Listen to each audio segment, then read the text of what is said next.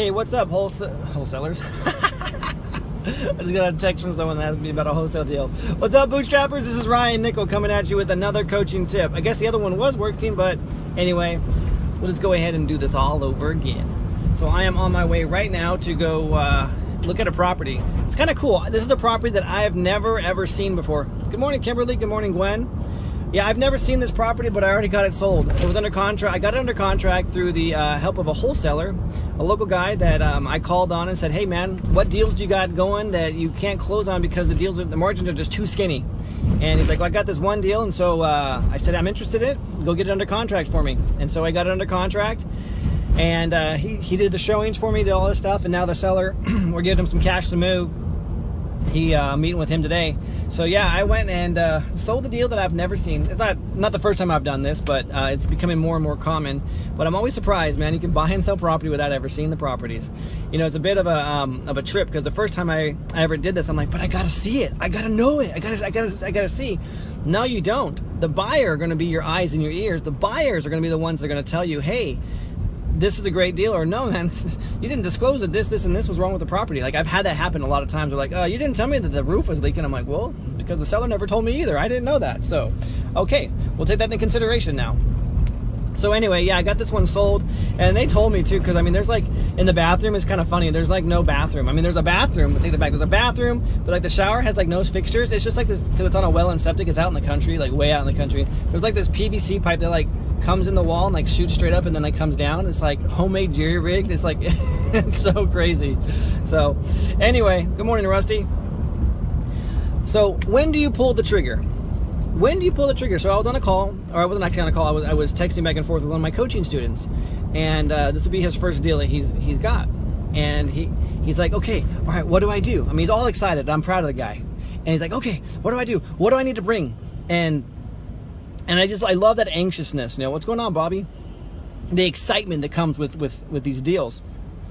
And so he's buying a property subject too. He's like, "Okay, what do I need?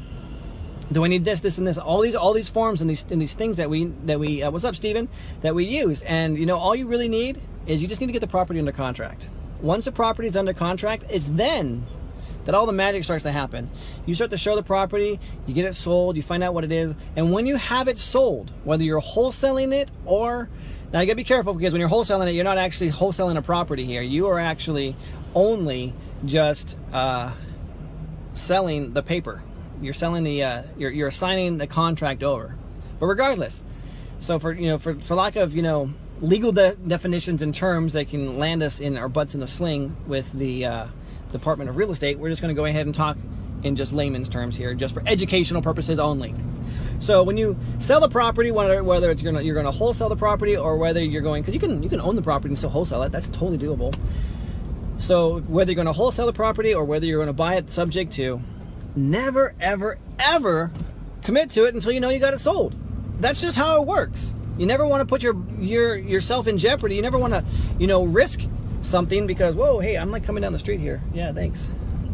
You never want to put yourself in risk or in jeopardy because you committed to something that you couldn't close. You didn't have the opportunity or the funds or the resources or the buyer or whatever it is, and now your word is worthless to that particular seller. You've just painted yourself into a corner that you can't get out of, other than just breaking your word in the contract. So that's what you do. You never want to commit to a property until you know you have it sold. And don't cross the street. Oh man, right in front of a police officer. There we go. These guys are crossing the street in a crosswalk, and I was already committed to my left turn, and the cop obviously is still going, so we're totally cool. So anyway, that's how you do this. So you go out there, you get a contract. Once you get the contract, you shop it. Once you got, not just one, but multiple buyers that have risen their hands, and they're like, yeah, I'm interested in this, because you want multiple backups in case one of them falls out. Then you go ahead and you commit to the seller. You're like, yes, I'm going to go ahead and move forward with this. You close on your paperwork, you turn around, and you close with the other guy. It's just that simple. So for example, on this house that I'm going up to right now, never seen the property. Got it under contract. I'm actually going to seller finance this one. I went and talked to this is actually a private note, by the way. So I went to the note holder and I said, "Hey, look, I know you guys are behind. I know the problems that are inherent with this particular deal. This is what I'm willing to do. I'm going to go ahead and take over the financing on this particular note, and I want you to extend a balloon payment. I want you to extend that balloon payment out. Whoa, shoot! I forgot that I need to. I got to bring the extension paperwork. Actually, what I'm gonna do, I'm gonna email it to the guy that's gonna meet me up there. So we'll take care of it that way. That works. So I don't have to turn around. Okay, so I got the extension paperwork done. This guy needs to sign it, and because he's the original borrower from the note holder, and I'm gonna go ahead and take over that financing. I found a person that wants to buy it, and they're coming in with cash. They've already given me a deposit down to take it off the market. It's a holding fee, basically, a holding deposit. So I got some money because this guy needs moving money, and guess what? The moving money is exactly what I've taken as a down payment or as a holding deposit. So we're good there. And I also have other people that are backup offers that want this property as well. So we're totally cool. So if this buyer, bails on me or decides to take a walk, then we're totally cool. Which I seriously doubt.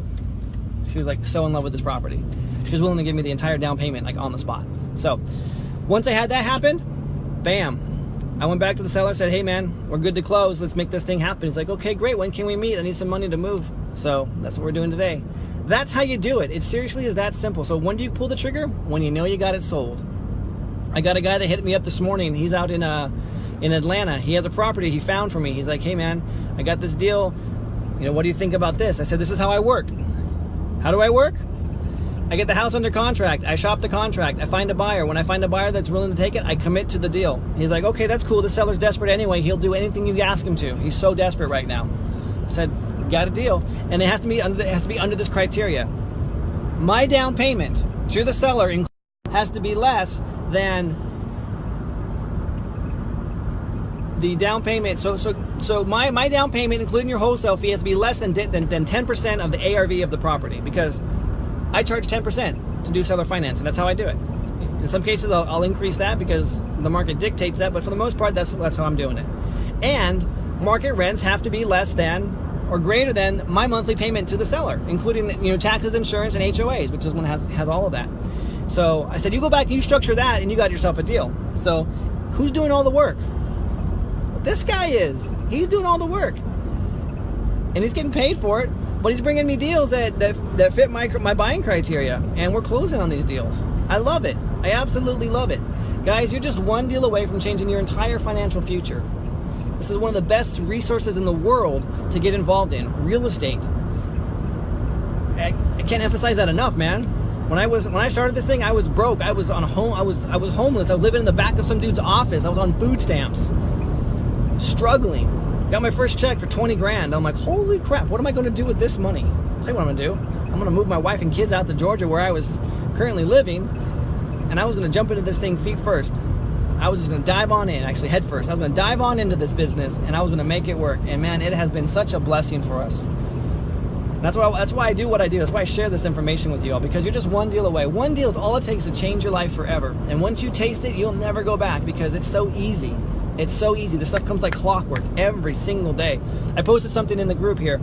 Prosperity and poverty are just a mindset, and it's something that you choose daily.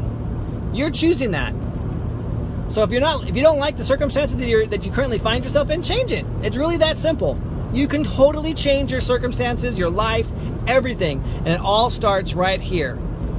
I didn't know that when I first began. I was like, oh my gosh, I'm going to lose this tomorrow. It can be taken away in a heartbeat. Money doesn't grow on trees. All these crazy shenanigans that my parents taught me about money and how horrible it is. It's the root of all evil. Yeah, it's filthy. That guy's a dirty man. He's dirty. That money's dirty. That's blood money. I mean, all this garbage and crap that we get from our parents, man, it's all a choice. And you don't have to believe it. What's up, William? You don't have to believe any piece of that doesn't serve you. So go forward with faith, and just remember, you can choose your own path, whether it's a path of prosperity or a path of poverty. The choice is yours. You got to love yourself, man. You got to love God's given gifts that He's given to us to be able to choose for ourselves, our own paths and our own paths and our own destiny. All right, guys, I'm Ryan Nickel. I'm signing out. And remember, one deal away, just one deal away from changing your entire financial future. I'll catch you all later.